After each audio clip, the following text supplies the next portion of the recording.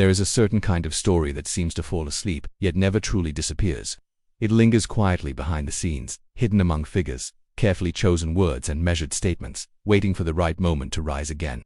And when it involves a homegrown talent, someone who has known every corner of St. James Park since childhood, the feeling becomes a mix of anticipation, doubt, and even a hint of regret. Something is shifting behind the scenes of English football, and the most attentive supporters have already realized that this narrative is far from over. In recent days, seemingly simple remarks have started to carry a different weight. They were not explosive headlines or official announcements. They were measured words, controlled answers, subtle smiles and phrases that, when examined closely, reveal far more than they appear to.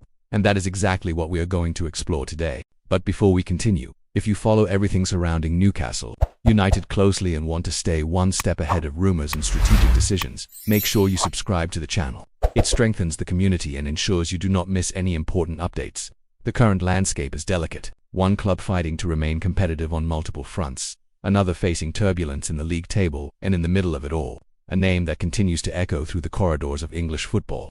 Financial positioning, sustainability, regulations and decisions made in the past still reverberate in the present. And when those pieces begin to align once more, it becomes impossible not to imagine that something bigger may be taking shape. There is also the emotional factor. Football is not only about numbers, contracts and clauses. It is about identity, belonging and dreams that begin in the academy. When a player leaves the club where he grew up, it is rarely just another routine transfer. It is a decision shaped by context, pressure and circumstance. And in some cases, it may simply be a transitional chapter in a much larger story. Elliot Anderson has broken his silence regarding his future at Nottingham Forest amid growing rumours of interest from Newcastle United and also Manchester United, with speculation reaching an eye-catching £100 million. Yes, the name many supporters once associated with the future of the Magpies midfield has returned to the centre of conversations, and now with figures that elevate the situation to an entirely different level. Since leaving Newcastle United to join Nottingham Forest in 2024 for £35 million, Anderson has undergone a remarkable transformation in his career. Forest capitalised on Newcastle's need to balance their accounts under the Premier League's sustainability and profitability regulations, commonly known as PSR, securing a homegrown player with enormous potential for development. It was a strategic sale, painful for many supporters, yet deemed necessary at the time. At the City Ground, Anderson found what may have been missing on Tyneside: consistent minutes and genuine responsibility.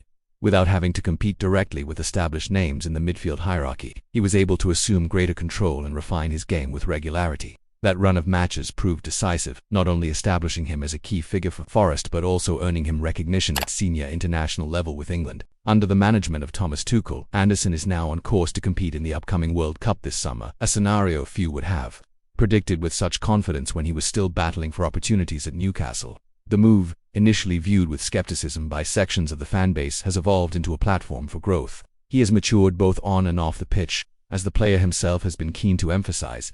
Yet Nottingham Forest's present circumstances bring uncertainty. After finishing 7th last season and securing qualification for the Europa League, the current reality is starkly different. The team now sits 17th in the table, just 2 points above the relegation zone.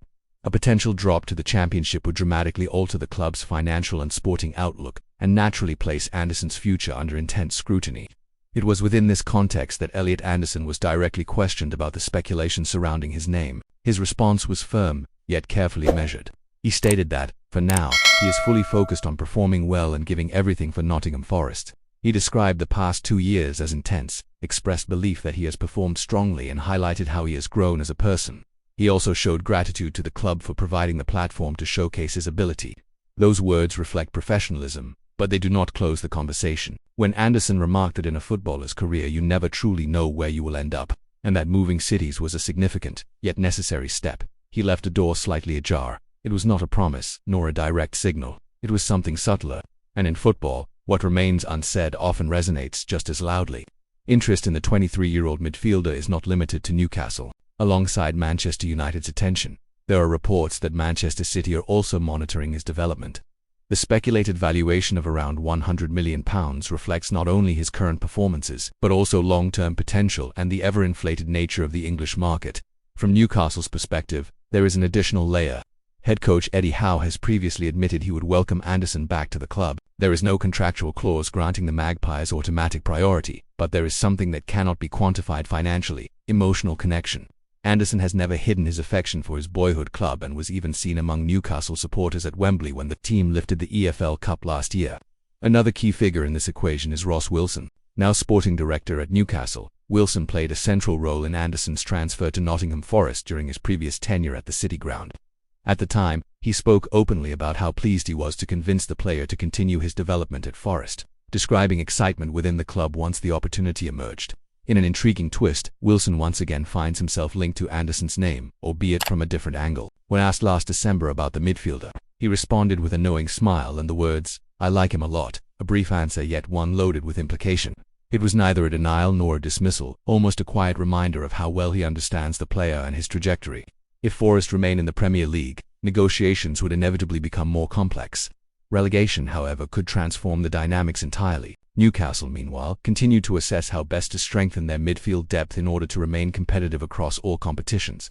The prospect of reuniting a homegrown talent with the club's current structure is, at the very least, compelling. There is also the financial dimension. A deal approaching £100 million would require meticulous planning, particularly given the sustainability regulations that previously influenced key decisions. Any move would demand strategic evaluation of priorities, potential departures, and broader market opportunities. Nothing would be undertaken impulsively. What makes this story so captivating is the convergence of sporting ambition, emotional ties, and long-term strategy. Anderson is not merely another name on a transfer short list. He symbolizes a direct link to the club's identity, while also embodying the development that can occur when trust and opportunity align.